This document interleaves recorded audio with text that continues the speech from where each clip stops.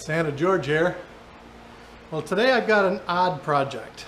It's a Boxelder blank, and this particular blank was full of nails.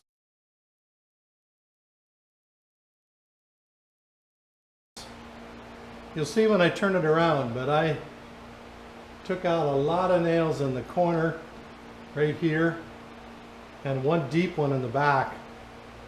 And I intend to turn this as a natural edge bowl, so I need to put the faceplate up here, but it's so uneven that what I decided to do was start turning it this way.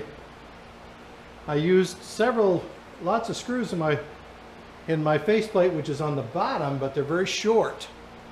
So I'm hoping we don't have a repeat performance of the bowl launching that we had the other day. It's way out of balance. And it has this really interesting bark growth here, which I wish I could keep in the bowl, but I'm almost sure I won't. But I just think this texture is really cool, and I'd like to keep that in there if I can. I'm going to turn about an 8-inch circle here in the center to put the faceplate on, and then I'm going to flip it around and then put a tenon on the back. I'll do all the turning with carbide tools, at least all the roughing with carbide, so that if there's still a nail in there and I hit it, it won't ruin the tool. At least in theory, it won't ruin the tool. So we'll see how it goes. That's 320.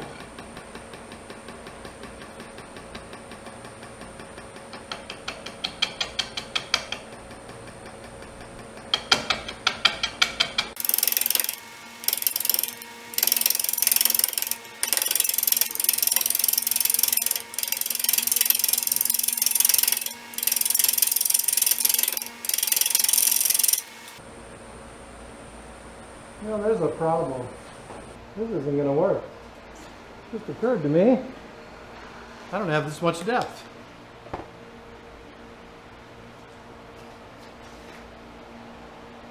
How about 2 3/4 maybe? No, maybe more like 3. It'll hit the head of the lathe. How am I going to do this?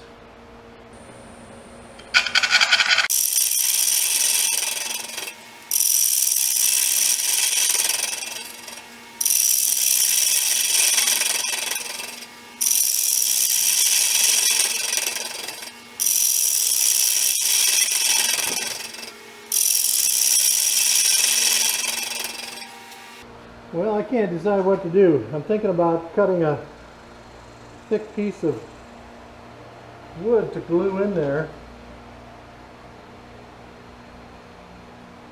But I feel like it's going to need something here to adhere to.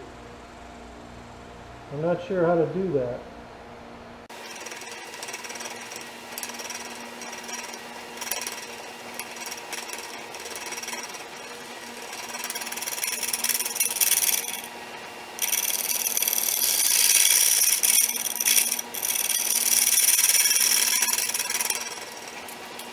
Wonder how close to flat that is.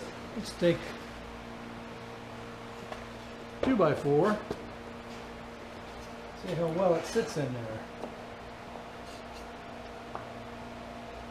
Oh, that's pretty good. So I'm thinking if I screw a nice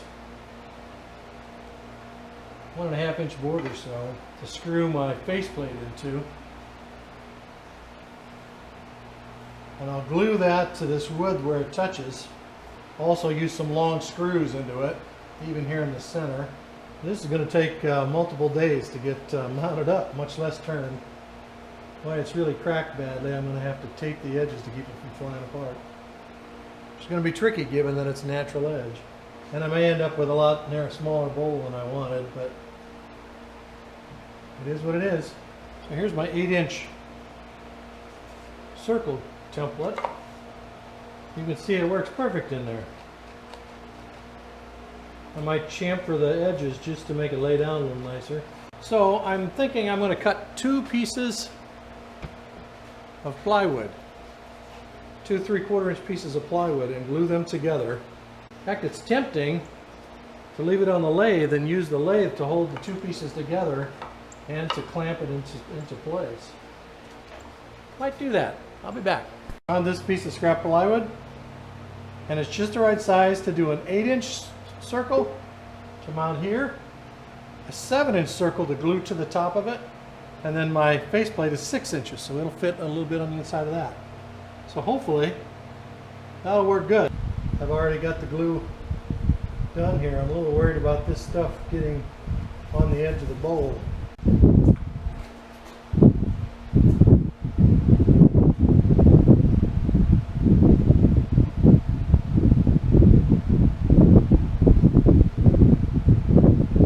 Alright, I think we're going to call that good.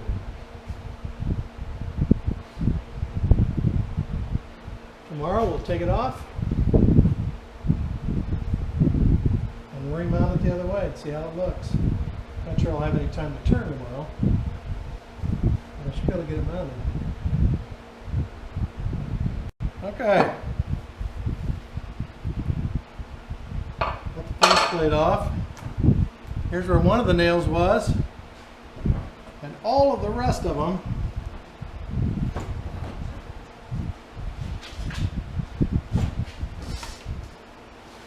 were here. You can see some of the tracks from them. There were 2 layers of nails. The top layer went through and I cut them twice with a chainsaw.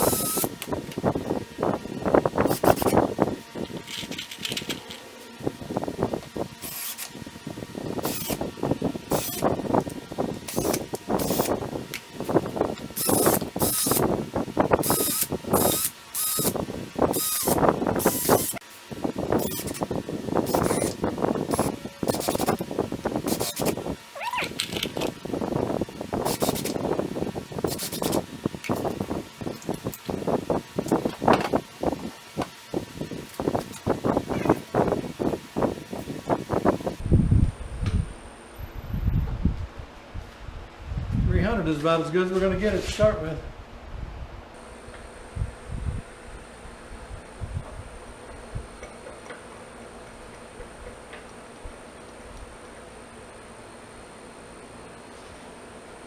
They're pretty good, right in the same hole.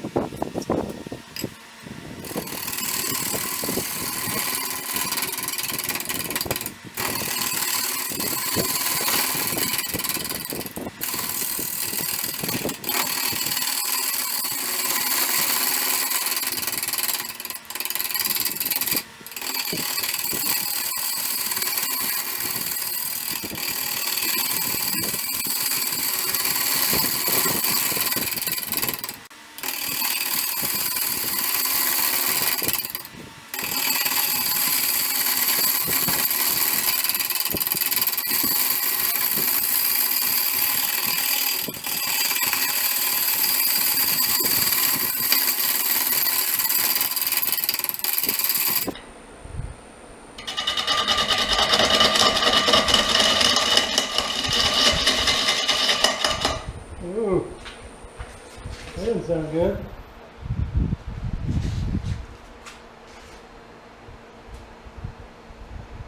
Oh, there's a nail. Look at there.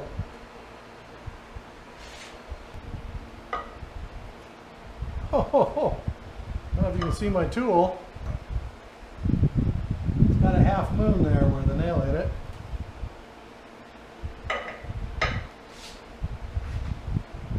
Now, every other one of the nails has been a double-headed nail.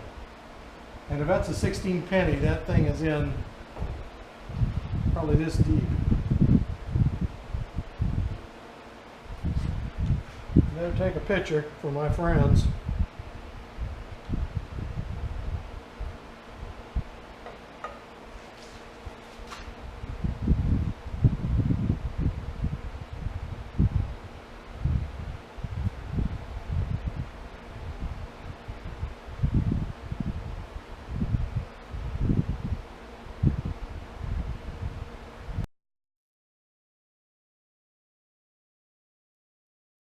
Well, that's probably all for tonight.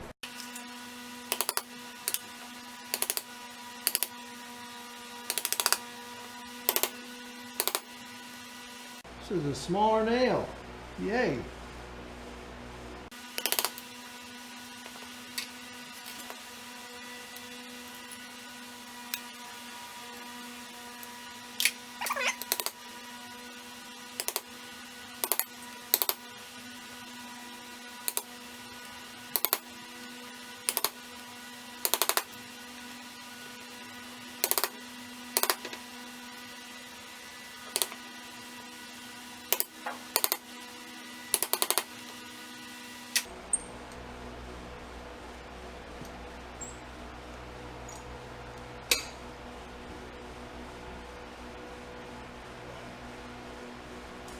And there he is.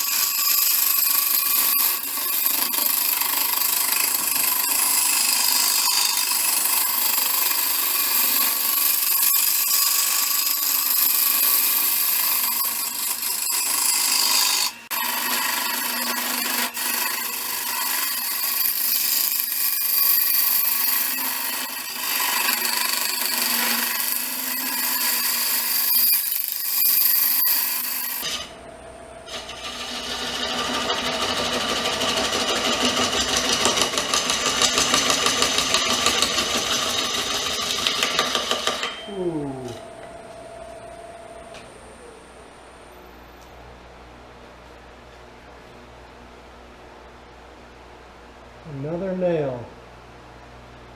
Golly. I almost had that one gone. And this one's not very deep, but I'm definitely learning what a nail sounds like now and feels like. I just love these shavings.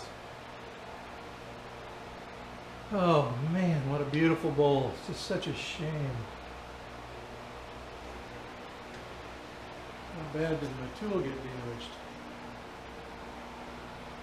Well, this time I don't even notice it. It may have dulled it a little bit, but it doesn't look like it hurt it like it did last time. Probably why I didn't. I'll probably have to resharpen this as soon as I'm done.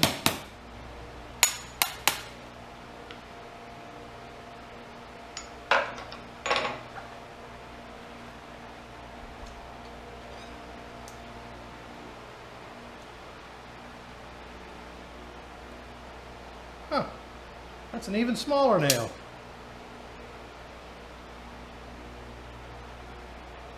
going to be some epoxy patches in this old boy. Maybe I'll try to work a way to incorporate the nail into the epoxy.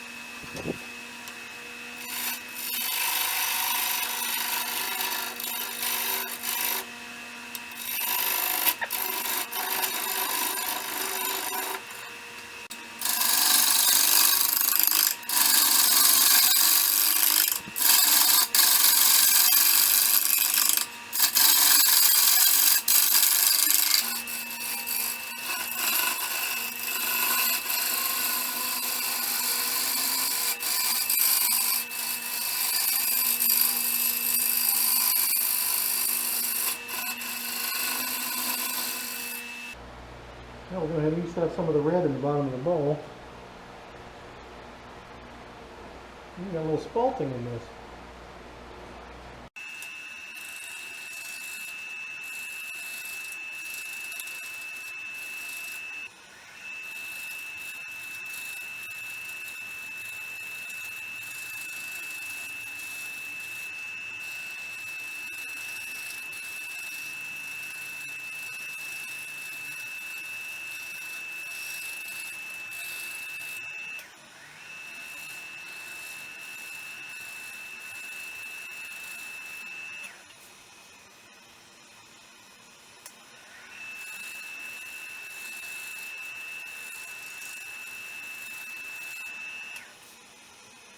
I think we'll turn it around before we do any more.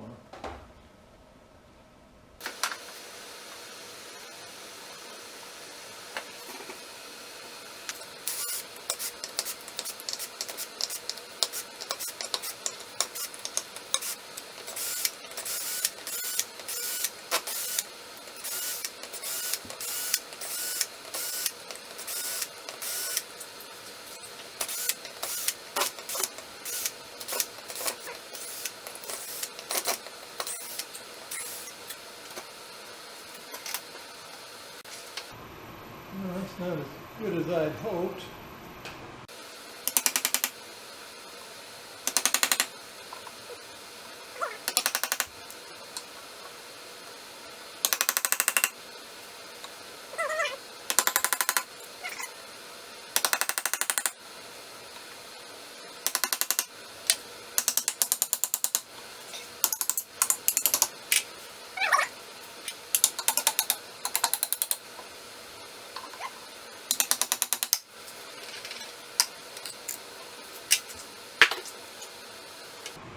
Boy, boy, this is going to be trouble.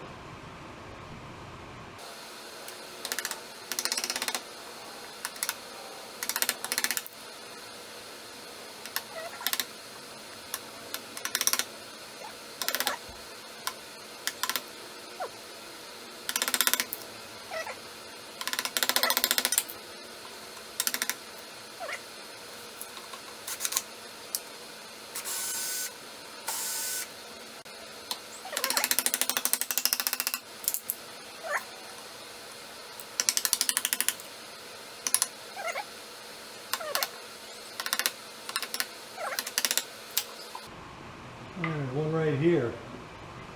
We're going to get to him.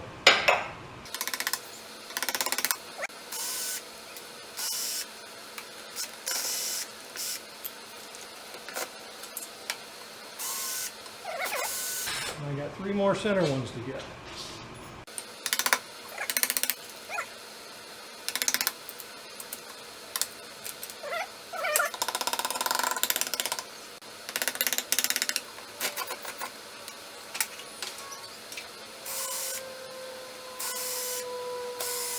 Okay, that's all the screws.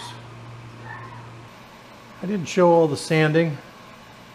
But I decided to stop and finish the outside, mostly so that I could take care of the cracks. I've got a lot of cracks to fill and seal, and I wanted to do that before I tried to take the inside all the way down. That's too dry to do anything with. I'll just get some of the runs out. Beautiful piece of wood though. It was worth it to work through the nails. I thought this might be another nail, but it's just where the head of that one nail was in there.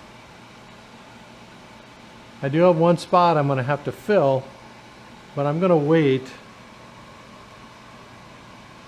and turn it thin, let it dry, and then I'll fill it. Otherwise the wood will shrink and pull away from the epoxy.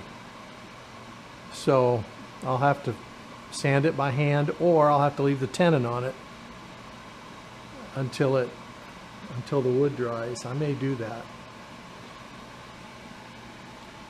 But I tell you what, this Boxelder tree was really pretty. I only have a couple of pieces left from it. That's why I worked so hard to get the nails out of this one. And I have the sister piece to this, and it has more nails that are inside the wood that are painful to get to or even find.